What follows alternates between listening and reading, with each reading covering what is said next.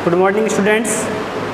एजी chemistry का जो दूसरा लेसन चल रहा है वो मैं आगे से शुरुआत कर रहा हूँ। कल मैंने आपको बताया था मृदा विच्छेदन, जो जीवाश्म पदार्थों का विच्छेदन था उसको प्रभावित करने वाले कारकों के बारे में। वो चैप्टर वहाँ पे पूरा कंप्लीट हो गया है। अब आपको 3 चक्कर देखने को मिलेंगे, कार्बन, नाइट्रोजन और ऑक्सीजन चक्कर, जिसमें मैंने सबसे पहले शुरुआत किया है कार्बन चक्कर। कार्बन चक्र क्या है आप सभी को पता है। जितने भी पेड़ पौधे हैं, जीव जंतु हैं, पेड़ पौधे और जीव जंतु हैं, उनका जो अधिकांश शरीर होता है वो किससे मिलकर बना होता है? कार्बन से। सबसे अधिक मात्रा में क्या पाया जाता है? कार्बन। केमिस्ट्री में आप पढ़ते हो जो कार्बन होता है उनमें संकलन का गुण पाया जाता है। इसीलिए मिट्टी में, पेड़ पौधों में, जीव जंतुओं में सबसे अधिक मात्रा में जो तत्व पाया जाता है वो क्या होता है? कार्बन होता है। पृथ्वी पर उपस्थित सबसे अधिक तत्व कार्बन ही है, ठीक है ना। कार्बन चक्र, कार्बन चक्र को पढ़ने से पहले हम थोड़ा सा पढ़ लेते हैं कि भी CO2 है वो कैसे मुक्त होती है और मृदा में कैसे जाती है क्या कार्बन चक्र। आप सभी को पता है सभी जो कार्बनिक पदार्थ है, जितने भी जीव है, उनको ऊर्जा कहाँ से मिलती है? जो कार्बन है या जो कार्बनिक पदार्थ है, कार्बनिक पदार्थों का ऑक्सीकरण होता है। कार्बनिक पदार्थों का क्या होता है? ऑक्सीकरण। जब ऑक्सीकरण होता है तब उत्पाद बनता है, और उत्पाद के साथ में क्या निकलती है? ऊर्जा निकलती है। और सभी जीव जंतुओं की किसकी आवश्यकता होती है? ऊर्जा की आवश्यकता होती है। तो चाहे पेड़ पौधे हो या जीव जंतु हो, सभी को ऊर्जा की आवश्यकता होती है। और ऊर्जा प्राप्त कहाँ से होती है? कार्बनिक पदार्थों के ऑक्सीकरण से। हमने पढ़ा है कार्बोहाइड्रेट के बारे में, वसा के बारे में पढ़ा था। ऊर्जा के प्रमुख स्रोत है क्या?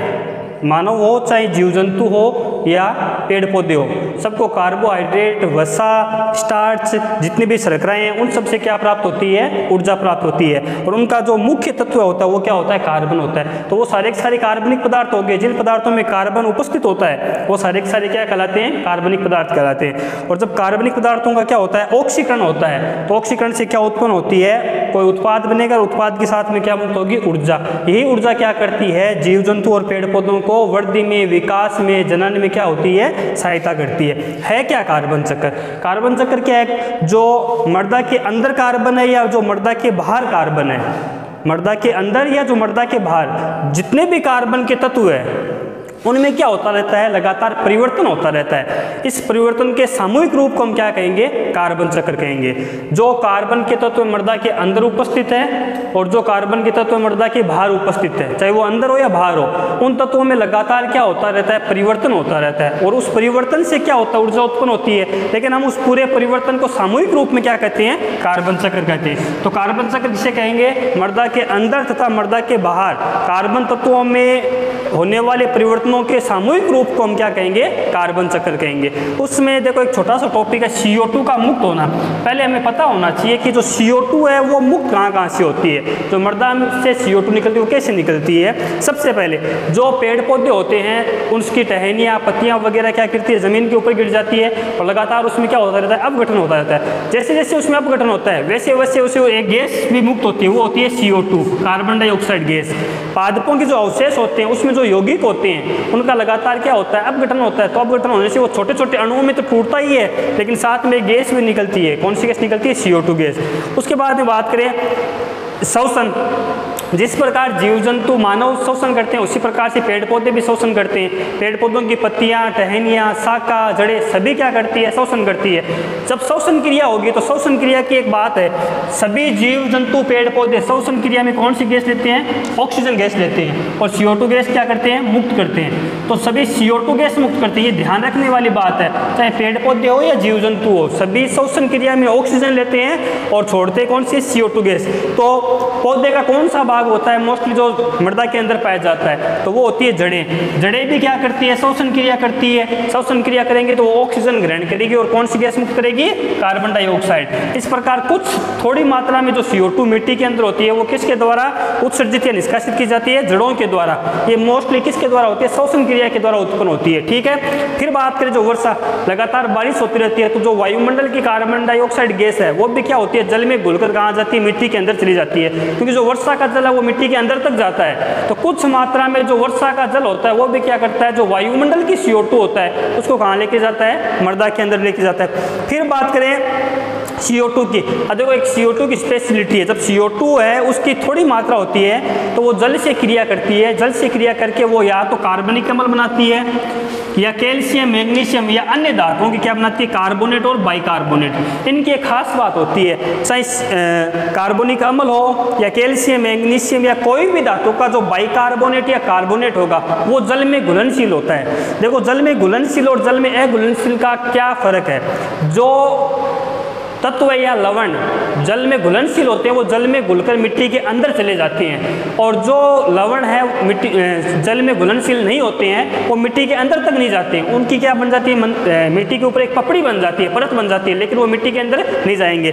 लेकिन जो CO2 जल से क्रिया करती है, जब CO2 जल से क्रिया करती है तो कार्बनिक अम्ल बनाती है, या जो जल के अंदर जो कोई धातु उपस्थित है जैसे कैल्शियम है, मैग्नीशियम है, कोई अन्य धातु है, उसके साथ क्रिया करके कार्बोनेट या बाइकार्बोनेट बना लेते हैं। इन धातुओं के जो कार्बोनेट और बाइकार्बोनेट है इनकी विशेषता क्या है, ये जल में घुलनशील होते हैं। जल में घुलनशील होने के कारण क्या होते हैं, जैसे जैसे मिट्टी के अंदर जल जाता है उसके साथ साथ क्या चला जाता है, कार्बोनेट और बाइकार्बोनेट भी कहाँ चला जाता है, मिट्टी के अंदर चला जाता है। फिर मिट्टी के अंदर जो भी रिएक्शन होती है वापस कार्बोनेट और बाइकार्बोनेट के टूटने से क्या निकलती है, CO2 निकलती है। और ये मोस्टली ध्यान रख लेना, जो पेड़ पौधे होते हैं वो श्वसन क्रिया में कौन सी गैस मुक्त करते हैं, CO2 गैस मुक्त करते हैं। तो कुछ मात्रा में जो CO2 वो कहाँ से आ जाती है, पेड़ पौधों से।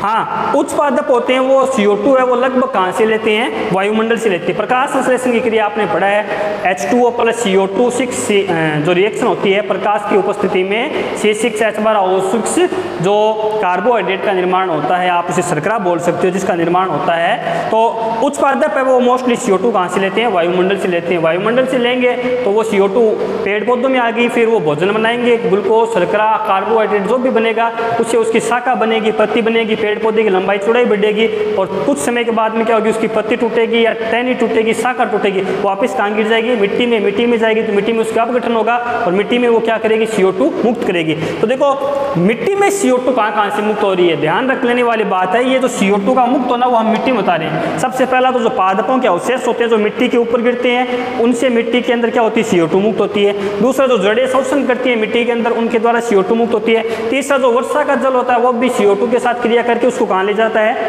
मिट्टी के अंदर ले जाता है। कुछ समय के बाद में वो CO2 भी क्या होती है, मुक्त होती है। और जो CO2 है वायुमंडल की जो हम सिंचाई करते हैं, पानी देते हैं किसी भी द्वारा, तो कुछ CO2 क्या होती है, जल से क्रिया करके कार्बनिक अम्ल बना लेती है, या कैल्शियम मैग्नीशियम किसी भी धातु के कार्बोनेट या बाइकार्बोनेट बना लेती है, जो मिट्टी के अंदर चला जाता है। क्योंकि सारे की सारी लवण होते हैं वो जल में क्या होते हैं, घुलनशील होते हैं, वो मिट्टी के अंदर चले जाएंगे, फिर अंदर जाकर रिएक्शन करेंगे तो वापस क्या निकलेगी, CO2। इस प्रकार से इतने प्रकार से क्या निकलती है, CO2 है वो मृदा से बाहर निकलती है। अब जो कार्बन चक्कर है जो आता है आपका, उसका चित्र देखिए कैसा होता है। ये तो थोड़ी सी डिस्क्रिप्शन थी कार्बन चक्र के बारे में कि जो कार्बन चक्र में CO2 होती है वो मिट्टी से कैसे मुक्त होती है, मृदा में आती कहाँ से है, क्योंकि मोस्टली जो CO2 है वो वायुमंडल में पाई जाती है। तो कई प्रकार हो गए, जल में घुलकर आ सकती है, वर्षा जल में घुलकर आ सकती है। जो पेड़ पौधे होते हैं, जीव जंतु मरते हैं वो भी हम उनको मिट्टी में डाल देते हैं, उनका भी लगातार क्या होता रहता है, अपघटन होता है। हम किसी गाय या भैंस को मरने पर उसको कहाँ डाल देते हैं, बाहर डाल देते हैं, लेकिन महीने या 2 महीने के बाद में देखते हैं वहाँ पे कुछ नहीं मिलता है, पूरी की पूरी हड्डियाँ वगैरह क्या हो जाती है, उसका चूरा हो जाता है, या जो खाल वगैरह है, खून वगैरह उसका चूरा हो जाता है। क्यों हो जाता है कि उनका लगातार धीरे धीरे अपघटन होता है, वो मिट्टी में मिल जाता है। मिट्टी में मिलेगा तो जो जीव है उसका शरीर मोस्टली एक तत्व से बना होता है, वो तत्व होता है कार्बन। वो कार्बन भी कहाँ चला जाता है, मिट्टी में, ऑक्सीजन के साथ क्रिया करके वो CO2 का निर्माण कर लेता है, और वो CO2 फिर क्या हो जाती है, वायुमंडल में मुक्त हो जाती है। अब बात करें कार्बन चक्र की। देखो कार्बन चक्र में आप 3 चीज बना लीजिए। पहला तो पादप कार्बन। पादप कार्बन का मतलब है हम यहाँ पादप की बात कर रहे हैं, लेकिन कार्बन क्यों लिखा हुआ है कि जो पेड़ पौधे होते हैं उसमें जो कार्बन होता है वही मोस्टली किस में काम आता है, कार्बन डाइऑक्साइड गैस को बनाने में। हम कार्बन चक्र पढ़ रहे हैं। दूसरा है जंतु कार्बन।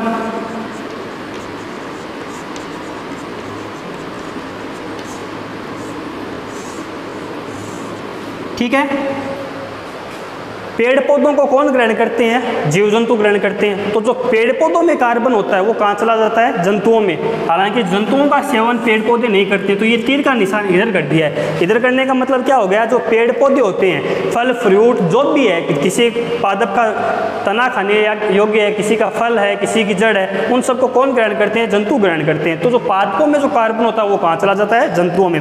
ठीक है, अब बात करें एक नीचे बोर्ड बना लीजिए CO2 का, कार्बन डाइऑक्साइड का।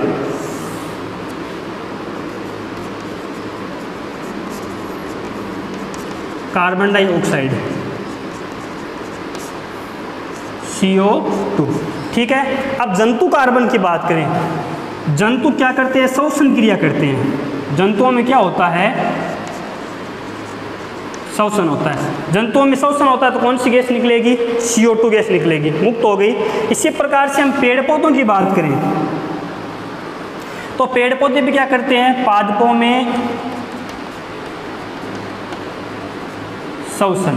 पेड़ पौधे भी श्वसन क्रिया करते हैं और श्वसन क्रिया में वो भी कौन सी गैस छोड़ते हैं? CO2। लेकिन पादप वो एक क्रिया और करते हैं, प्रकाश संश्लेषण की क्रिया करते हैं, जिसमें वो क्या करते हैं? CO2 को ग्रहण करते हैं। तो ये तीर का निशान उल्टा है, एक तीर का निशान आप इधर लगा दीजिए। जो CO2 है उसका यूज भी करेंगे पादप, किसमें? प्रकाश संश्लेषण की क्रिया में।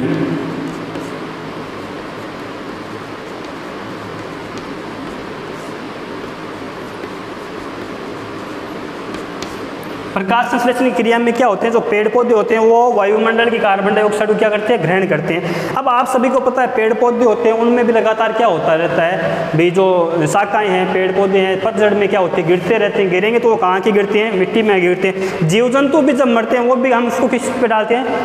ज़मीन पे डालते हैं। ठीक है, और जो मृदा में जितने भी ये जीव जंतु और पेड़ पौधों के जो अवशेष होते हैं या जो छोटे पार्ट्स होते हैं उन्हें हम क्या कहते हैं? मृदा जीवांश पदार्थ। मैंने कल ही बताया था आपको, परसों बताया था कि जो मृदा जीवांश पदार्थ होता है वो क्या होता है? जो वनस्पति का अवशेष है या जीव जंतुओं के अवशेष है वो मिट्टी पे आके गिर जाते हैं तो वो छोटे छोटे टुकड़ों में क्या हो जाते हैं? अपघटित हो जाते हैं, जिसे हम क्या कहते हैं? मृदा जीवांश पदार्थ। इसमें क्या हो सकते हैं? मृदा जीवांश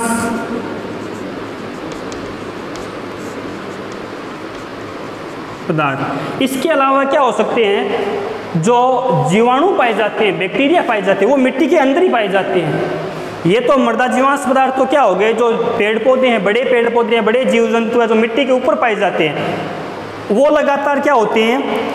उनमें लगातार क्या होता है? क्या क्षति होती है? जीव जंतु मर जाते हैं तो वो कहाँ के गिर जाते हैं? मृदा में गिर जाते हैं और उनमें लगातार क्या होता है? अपघटन होता है। तो किसका निर्माण होता है? मृदा जीवांश पदार्थ का। ध्यान रख लेना, जो पेड़ पौधे होते हैं उनकी टहनियाँ, पत्तियाँ या पूरा पेड़ ही गिर जाता है कई बार, तो वो जैसे मिट्टी पे गिरता है लगातार अपघटन होता है, तो उसे हम क्या कहते हैं? मृदा जीवांश पदार्थ। इसी प्रकार से जो जंतु होते हैं, बड़े जीव जंतु, उनमें भी लगातार क्या होती है? क्षति होती है, मर जाते हैं। मरने पर उनका भी क्या होता है? अपघटन होता है। किसका निर्माण होता है? जीवांश पदार्थ का। ये अपघटन लिख दीजिए आप दोनों जगह कि भी इनके अपघटन से क्या बनती है? मृदा जीवांश पदार्थ का निर्माण होता है। इसके अलावा जो मिट्टी के अंदर खुद सूक्ष्म जीव पाए जाते हैं वो भी तो मरते हैं, वो भी कुछ समय के बाद में क्या हो जाते हैं? नष्ट हो जाते हैं। तो वो लगभग छोटी कोशिकाएं होती है, तो हम उसको लिख सकते हैं सूक्ष्म जीवी कोशिकाएं। सूक्ष्म जीवी कोशिकाएं क्यों कहेंगे? क्योंकि वो लगभग एकोशिकीय होते हैं या बहुत छोटे जीव होते हैं, तो वो एकोशिकीय मानेंगे तो उन्हें सूक्ष्म जीवी कोशिकाएं कहते हैं। इसके अलावा कुछ सड़े गले अवशेष,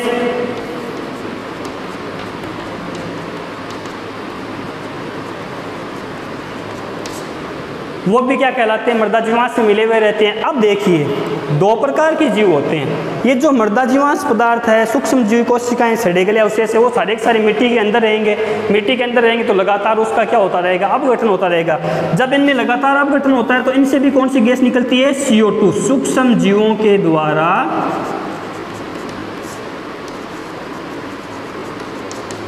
अपघटन, सूक्ष्म जीवों के द्वारा अपघटन। ये जो मृदा जीवांश पदार्थ होते हैं उनका भी लगातार अपघटन होता है। मैंने ह्यूमस के बारे में बताया था। ये जीवांश होता है वो तो पेड़ पौधे और जीव जंतुओं के अपघटन से बनता है, लेकिन जीवांश भी क्या होता है? फिर छोटे सरल अणुओं में टूटता है। जब वो छोटे सरल अणुओं में टूटता है तो उनसे कई बार कौन सी गैस निकलती है? CO2 gas. इन पे कौन क्रिया करते हैं? सूक्ष्म जीव क्रिया करते हैं, तब जाकर कौन सी गैस निकलती है? CO2 gas. अब क्या होते हैं? कुछ स्वपोषित जीवाणु भी होते हैं। वो क्या करते हैं? स्वपोषित जीवाणु। जितना जो स्वपोषित वर्ड है वो कब यूज होगा? जो अपना भोजन स्वयं बनाते हैं। आप पेड़ पौधे देख लो, कोई भी जीव देख लो, जो अपना भोजन स्वयं बनाता है वो भोजन में अभिकारक के रूप में या भोजन के रूप में कौन सी गैस यूज करता है? CO2 गैस यूज करता है। तो कुछ जीवाणु भी क्या होते हैं जो जीवांश पदार्थों का विघटन करते हैं, जीवांश पदार्थों को क्या करते हैं? विघटन करते हैं। वो भी कौन सी गैस यूज में लेते हैं? CO2 गैस यूज में लेते हैं। ये आपका कार्बन चक्र है, एकदम इजी सा है, परीक्षा में आने लायक है, आप इसको आराम से देख लो, इजी है। आपको कुछ नहीं करना, आपको इधर पादप कार्बन लिखना है, इधर जंतु कार्बन लिखना है और नीचे लिखनी है आपको CO2। दोनों में संश्लेषण होता है, संश्लेषण में दोनों कौन से निकालेंगे? CO2 गैस निकालेंगे। पादपों का जो कार्बन है वो जंतु ग्रहण करते हैं, जो CO2 है वो वापस पादपों के द्वारा ग्रहण करी जाती है प्रकाश संश्लेषण में। बीच में आपको मृदा जीवांश पदार्थ लिखना है, मृदा जीवांश पदार्थ, मृदा जीवांश जंतु और पादपों से बनते हैं, क्या बनती है? CO2 बनती है। और CO2 कुछ जीवाणु भी क्या करते हैं, जो सुपोषित होते हैं, वो अपने श्वसन क्रिया में या भोजन के निर्माण में क्या, श्वसन क्रिया में कोई CO2 यूज नहीं लेता है, भोजन की क्रिया में जो सुपोषित जीवाणु होते हैं वो क्या करते हैं? CO2 को ग्रहण करते हैं, फिर इसके अनुसार कोई उत्पाद बनाते हैं।